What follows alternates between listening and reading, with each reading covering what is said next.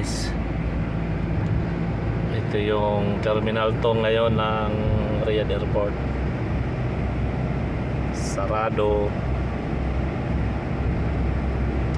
Under construction na yung plano. Re-renovate pa. Yan.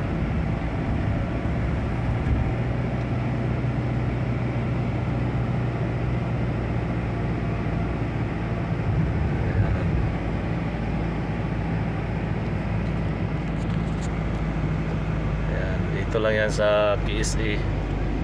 Kita natin ang bago nating tasa. Yan, kino-construction pa. Oh, may naglalakad na aeroplano Ayan.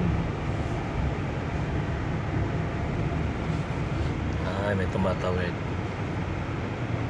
Ayun, kitang-kita yung Qatar Airways. Pinopuspak na yun, no?